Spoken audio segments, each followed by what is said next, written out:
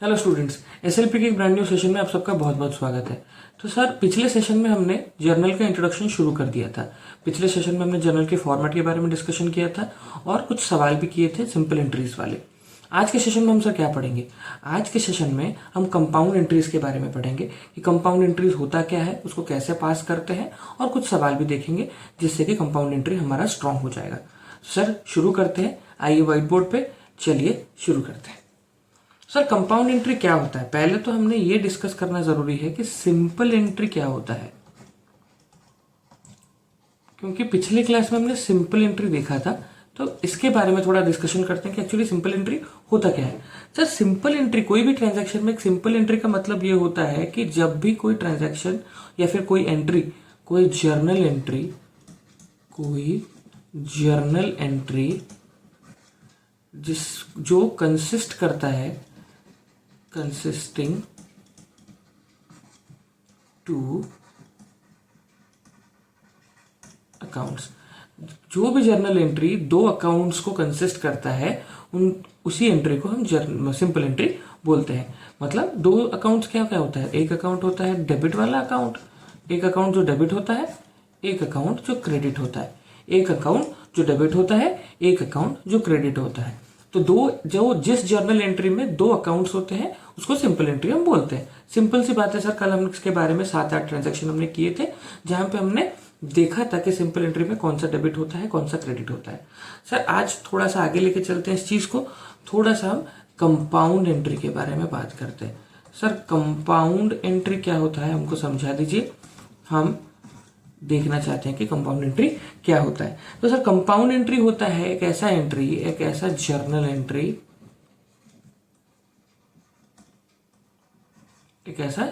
Entry, consisting more than two accounts,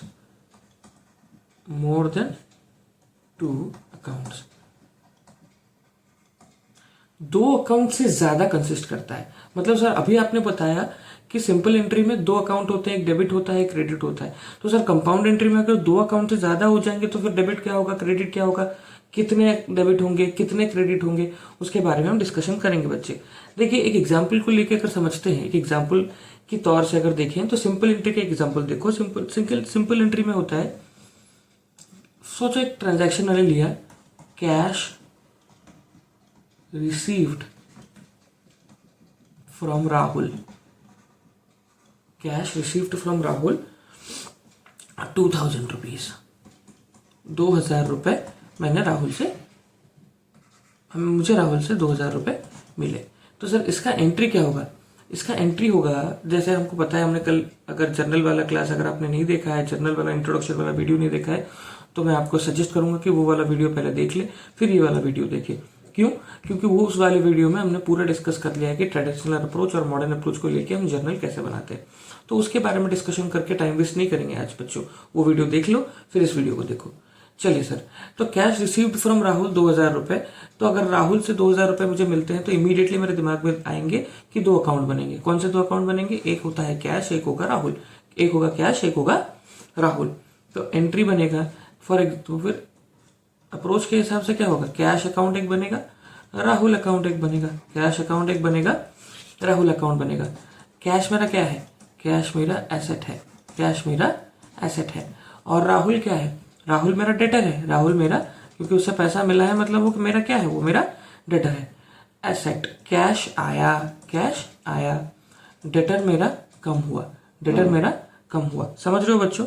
तो अगर cash मेरा आया और डेटर मेरा कम हुआ तो कैश आता है तो डेबिट होता है और डेटर कम होता है तो क्रेडिट होता है। एक सेकेंड बच्चों, जगह थोड़ा कम पड़ गया, इसको थोड़ा ऐसे एडजस्ट करके मैं नीचे लिख देता हूँ। तो यहाँ लिख देता हूँ कि यहाँ पे राहुल मेरा क्रेडिट होगा। तो ये तो डेबिट क्रेडिट का बात है। सर, जर्नल कैसे पास करेंगे इस चीज को? अच्छे से देखो बच्चों, जर्नल कैसे पास करेंगे पिछले क्लास में मैंने बताया था, फिर से एक बार देख लो। तो जिस अकाउंट को डेबिट करना होता है, मैं लिखता हूं कैश अकाउंट डेबिट, और थोड़ा सा जगह छोड़ के जो क्रेडिट होगा मैं लिखूंगा, उसके पहले प्रीफिक्स आएगा टू राहुल अकाउंट। पैसा कितना था सर? पैसा था 2000 रुपया।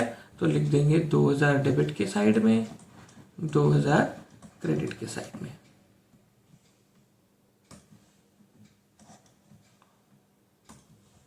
चलिए सर, 2000 डेबिट के साइड में, 2000 क्रेडिट के साइड में। ये तो था सर सिंपल एंट्री, ये था सिंपल एंट्री जिसमें हमने दो अकाउंट आइडेंटिफाई किए और दोनों में डेबिट कौन सा होगा क्रेडिट कौन सा होगा आइडेंटिफाई करके हमने लिख दिया और जर्नल एंट्री पास कर दिया। सर इसमें मैंने नरेशन नहीं लिखा है बच्चों ने। अब तो आप बहुत सारे बच्चे बोलोगे सर आपने नरेशन नहीं लिखा। मैं सर आपको एंट्रीज बता रहा हूँ, सिंपल और कंपाउंड के बारे में बता रहा हूँ, तो इसलिए नरेशन और फॉर्मेट में नहीं बना रहा हूँ। तो नरेशन और फॉर्मेट, लेकिन एग्जाम में और प्रैक्टिस के टाइम पे आपको नरेशन और फॉर्मेट करना है। मैं सब समझा रहा हूँ तो इसलिए टाइम टेकिंग हो जाएगा और वीडियो बहुत लंबा हो जाएगा, इसके वजह से मैं आपको नरेशन और फॉर्मेट स्किप कर रहा हूँ। लेकिन आप प्रैक्टिस के टाइम पे नरेशन और फॉर्मेट स्किप मत करना बच्चों। चलिए तो कंपाउंड एंट्री के बारे में देखते हैं। अब इसी चीज को अगर मैं थोड़ा सा आगे लेके आपको बताऊं कि कंपाउंड एंट्री क्या होता है। कंपाउंड एंट्री में ट्रांजैक्शन देखा मैंने, कैश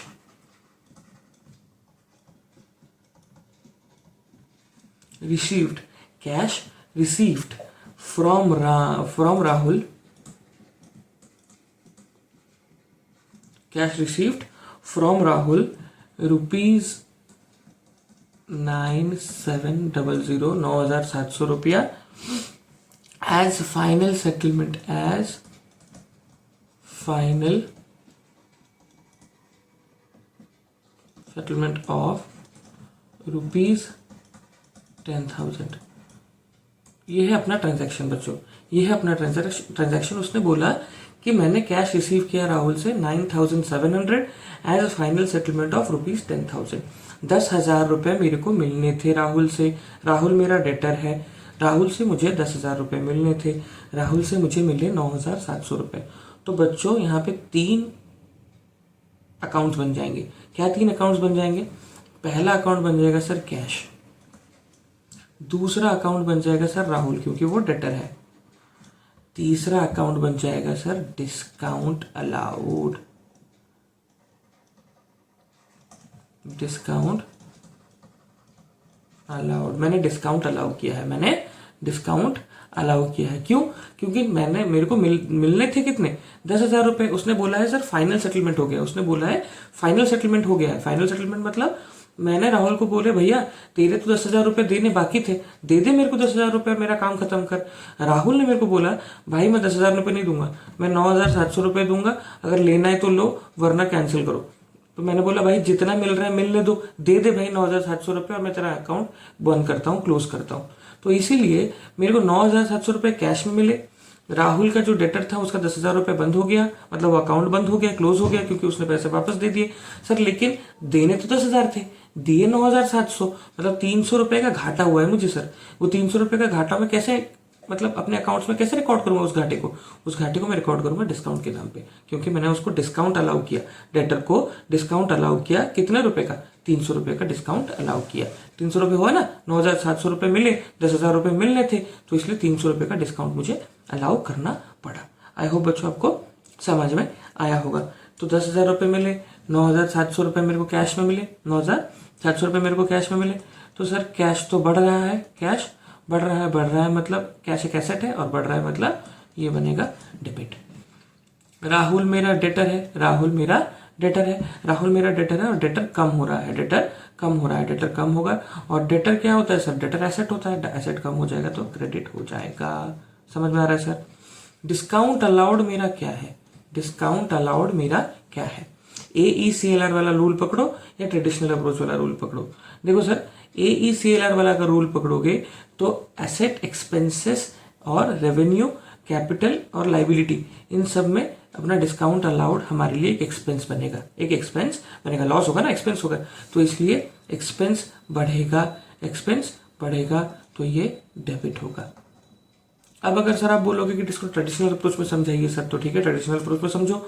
डिस्काउंट अलाउड एक नॉमिनल अकाउंट होता है, डिस्काउंट अलाउड एक नॉमिनल अकाउंट होता है। तो नॉमिनल अकाउंट में उसने बोला है all expenses and losses will be debited. Discount allowed एक नॉमिनल अकाउंट है और उसमें एक्सपेंस है और सारे के सारे एक्सपेंस को मेरे को डेबिट करना पड़ेगा।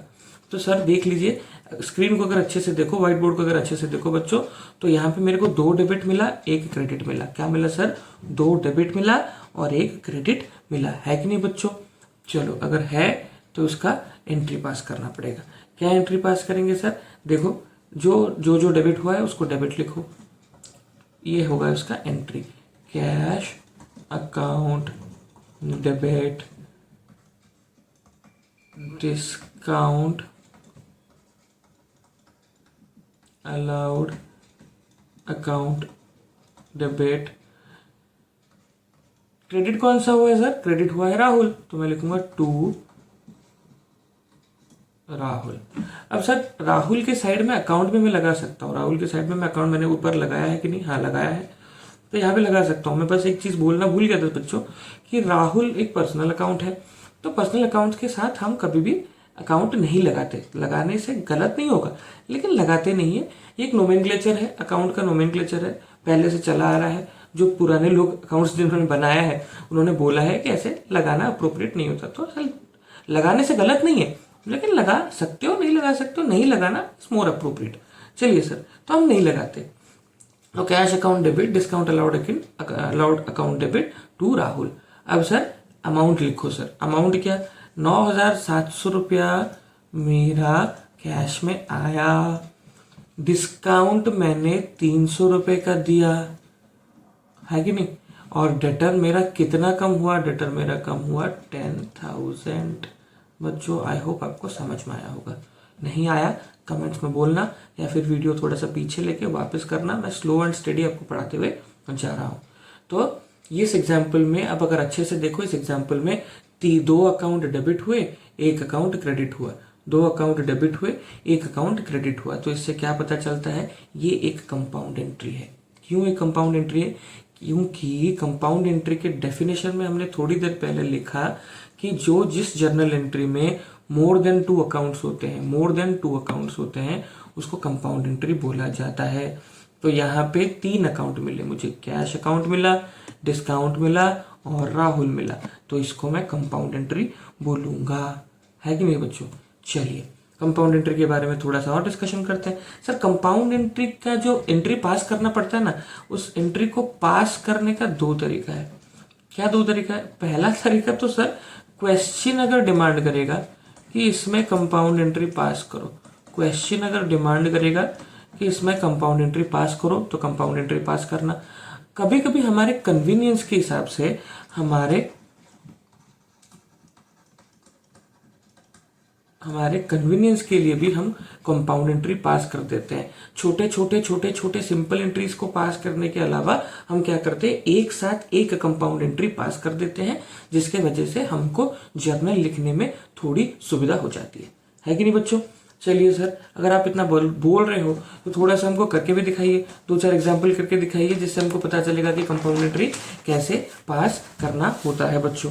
तो चलिए ठीक है, नो प्रॉब्लम, करके देखते हैं।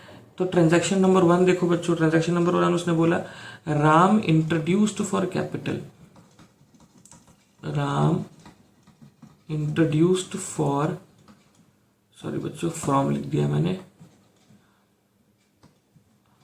For capital. उसने कैपिटल के लिए कुछ चीजें इंट्रोड्यूस करी। क्या चीजें इंट्रोड्यूस करी? राम ने क्या इंट्रोड्यूस किया? राम ने इंट्रोड्यूस किया कैश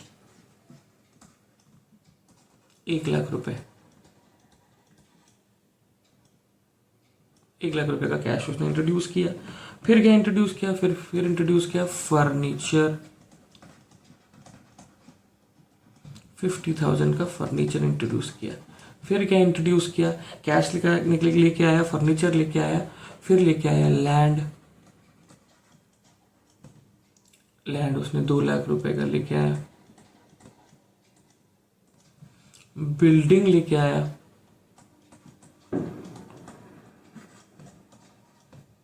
3 लाख रुपए का।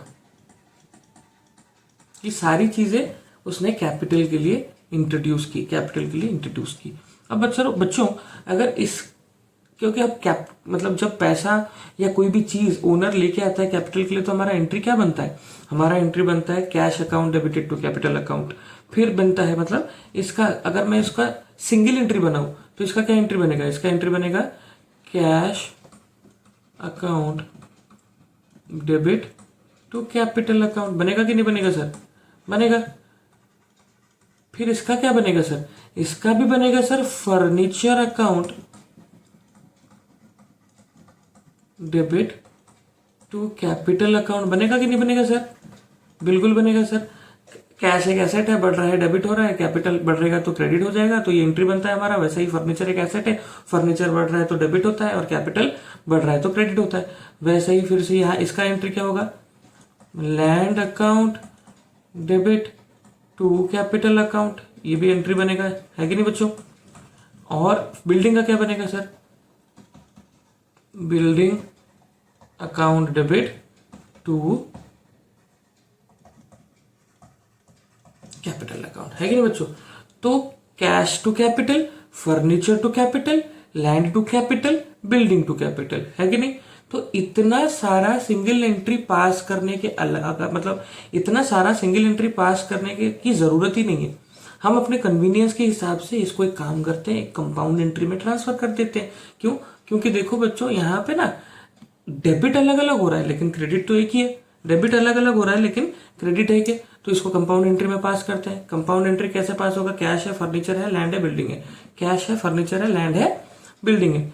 तो एक काम करो ना बच्चों, सारे के सारे इसको कंपाउंड बना रहा हूं मैं, तो सारे के सारे डेबिट करो। Cash account debit furniture account debit land account debit building account debit. ये सारे के सारे डेबिट किए, किस में जा रहे हैं ये सारे के सारे, ये जा रहे हैं कैपिटल अकाउंट में। तो लिखो टू कैपिटल अकाउंट। अमाउंट इधर डालो, जितने भी अमाउंट है वो सारे के सारे अमाउंट डालो। कैश कितने का है सर, कैश 1,00,000 रुपए का, फर्नीचर 50,000 रुपीज का। कैश 1,00,000 रुपए का, फर्नीचर 50,000 रुपीज का, लैंड 2,00,000 का, लैंड 2,00,000 रुपए का, और बिल्डिंग 3,00,000 रुपए का। तो बिल्डिंग 3,00,000 रुपए का, तो टोटल कैपिटल में कितना आएगा, 325 5 6,50,000 रुपीज डायरेक्ट आ रहा है कैपिटल में। आई होप बच्चों आपको समझ में आया होगा। ऐसे हम अपनी कन्वीनियंस में ऐसे ही कंपाउंड एंट्री पास करते हैं। चलिए सर एक और चीज करके दिखाता हूं मैं आपको। ये एक ट्रांजैक्शन बन गया, अब दूसरा ट्रांजैक्शन बनता है। दूसरा ट्रांजैक्शन देखते हैं। मैंने लिखा रेंट पेड, रेंट पे किया मैंने 5,000, salary paid 6,000, commission paid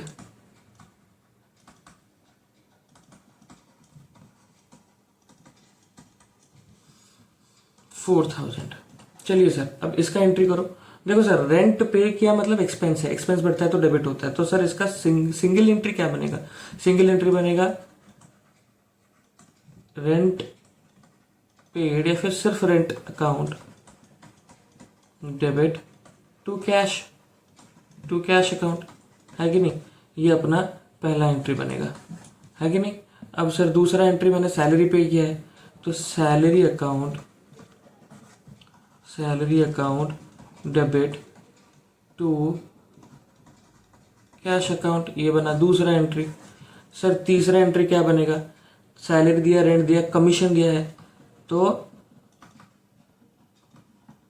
commission account debit to cash account, ये बना तीसरा एंट्री, है कि नहीं। तीसरा एंट्री, तीन एंट्रीज मैंने कर दिए।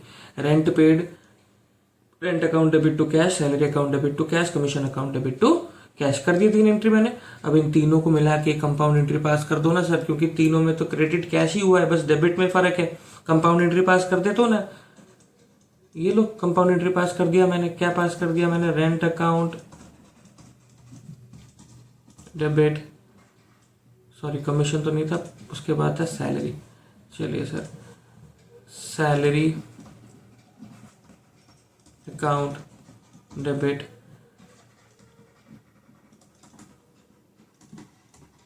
Commission account debit. ये सारे के सारे चीज गए किधर से हैं, कैश अकाउंट से गए ना, तो इधर कैश अकाउंट लिखो। रेंट मैंने कितने का पे किया, रेंट मैंने पे किया 5,000 का, सैलरी 6,000 का, कमीशन 4,000 का। तो लिखो rent 5,000, salary 6,000, commission 4,000। Total cash से कितना पैसा जाएगा, टोटल कैश से जाएगा 15,000। आई होप बच्चों आपको समझ में आया होगा। अगर समझ में आ रहा है तो वीडियो को और सेशन को लाइक करिए। आगे चलते हैं, एक और एंट्री देखते हैं। चलिए, एंट्री एक और बता रहा है कंपाउंड का कि goods sold to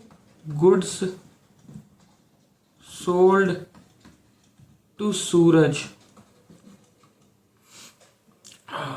₹50,000, out of which 20,000 was received in cash and rest was credit sale। उसने बोला कि मैंने सूरज को 50,000 रुपए के गुड्स को बेचा, उसमें से 20,000 रुपए मुझे मिले, बाकी के डेटर बन गए। डेटर मतलब क्रेडिट में बेचे गए। मतलब 50,000 रुपए के, मतलब मैंने 50,000 रुपए का गुड्स बेचा, 20,000 रुपए मिले, 30,000 सूरज ने बोला मैं बाद में दे दूंगा सर, मैं बाद में दे दूंगा। मतलब क्या, मतलब ये मैंने सूरज को 50,000 के गुड्स बेचे, सूरज ने मेरे को 20,000 दिए और बोला कि बाद में दूंगा। तो सूरज मेरा क्या बन जाएगा सर, सूरज मेरा डेटर बन जाएगा सर, सूरज मेरा डेटर बन जाएगा। तो सर अच्छे से देखो, फोकस करो इस चीज को। 3 अकाउंट हमको मिलेंगे इधर, ये कंपाउंड एंट्री है, 3 अकाउंट मिलेंगे सर। ये क्वेश्चन की वजह से हमको कन्वीनियंस से नहीं कर रही है, क्वेश्चन हमको बता रहा है। देखो पहला अकाउंट क्या बनेगा, कैश, क्यों पैसा आ रहा है। दूसरा अकाउंट बनेगा सूरज, क्योंकि डेटर बन रहा है। तीसरा अकाउंट बनेगा सेल्स, है कि नहीं। जब बेचते हैं, गुड्स बेचते हैं तब सेल्स होता है कि नहीं। कैश हमारा एसेट है, कैश हमारा एसेट है, बढ़ रहा है, क्यों, क्योंकि 20,000 आ रहा है, इसलिए डेबिट होगा। सूरज हमारा डेटर है, डेटर भी बढ़ रहा है, 30,000 का डेटर बढ़ रहा है सर, क्योंकि डेटर सूरज बाद में देगा 30,000 रुपए, तो हमारा डेटर बनेगा, डेटर बढ़ रहा है, तो ये भी डेबिट होगा। क्यों, क्योंकि डेटर एसेट है, एसेट बढ़ता है तो डेबिट होता है। सेल्स क्या है सर, सेल्स रेवेन्यू है, सेल्स रेवेन्यू है। और रेवेन्यू मतलब AECLR वाला रूल याद करो। AE बढ़ता है तो डेबिट होता है, कम होता है तो क्रेडिट होता है। CLR, रेवेन्यू अगर बढ़ेगा तो क्रेडिट होगा, रेवेन्यू बढ़ेगा तो क्रेडिट होगा। तो रेवेन्यू बढ़ रहा है और ये क्रेडिट हो रहा है। तो सर अकाउंट तो आइडेंटिफाई कर लिया और डेबिट और क्रेडिट भी आइडेंटिफाई कर लिया। अब सर जर्नल बनाते हैं, क्या बनाते हैं, जर्नल बनाते हैं। तो जो जो डेबिट होगा उसको लिखो, कैश अकाउंट डेबिट, सूरज के साइड में सूरज अकाउंट डेबिट, सूरज डेबिट हो सकता है, सूरज अकाउंट डेबिट हो सकता है। सूरज के मतलब सूरज के पास अकाउंट लिखो ना लिखो फर्क नहीं पड़ता, लेकिन अप्रोप्रिएट क्या ना लिखो, मैंने लिख दिया है बट आप लिखो मत। चलिए, to sales account, to sales account. तो बच्चों कैश कितना आया, 20,000 रुपए सूरज ने दिए। सूरज और देगा कितना, सूरज देगा 30,000 रुपए। अब सूरज को हमने कितने का बेचा सेल्स, टोटल तो बेचा 50,000 का, तो कैश 20,000 रुपए आया, सूरज डेटर बना 30,000 रुपए का और हमारा सेल हुआ 50,000 रुपए का। बच्चों आई होप आपको समझ में आया होगा। तो बच्चों आज की क्लास में हमने कंपाउंड एंट्री के बारे में एक छोटा सा सेशन लिया, जिसमें हमने कंपाउंड एंट्री के बारे में सीखा, सिंगल एंट्री, सिंपल एंट्री और कंपाउंड एंट्री के बीच में डिफरेंस के बारे में जाना और कंपाउंड एंट्री के कुछ क्वेश्चंस किए। आई होप बच्चों आपको समझ में आया होगा। अगर आपको समझ में आया है तो सेशन को लाइक करिए। ये जर्नल का, इसके बाद और एक सेशन आएगा, उस सेशन में हम डिस्काउंट के बारे में डिस्कशन करेंगे और बहुत छोटे छोटे टॉपिक के बारे में डिस्कशन करेंगे। स्वयं लर्निंग पॉइंट को इंस्टाग्राम पे और फेसबुक पे फॉलो करिए, वहाँ पे बहुत एजुकेटिव कंटेंट और रील्स हम अपलोड करते हैं, तो उन रील्स को देखो। एग्जाम बहुत पास आ रहा है बच्चों, एग्जाम के लिए प्रैक्टिस जम के करो। DK गोयल हो, TS ग्रेवाल हो या NCERT हो, कहीं से भी आपके पास क्वेश्चंस हो, उन क्वेश्चंस को सॉल्व करो। डाउट है तो कमेंट्स में पूछो। चलिए सर, नेक्स्ट सेशन में हम आपसे वापस मिलते हैं और इस टॉपिक को, इस प्रैक्टिस बैच को आगे लेके चलते हैं। तब तक के लिए बच्चों टेक केयर।